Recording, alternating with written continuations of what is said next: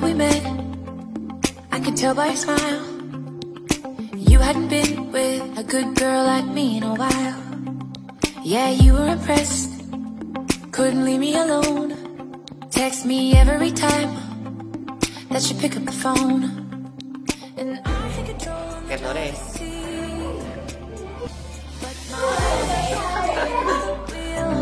Now the tables have turned.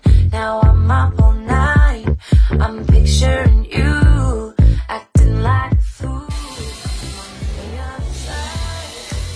Anh ơi.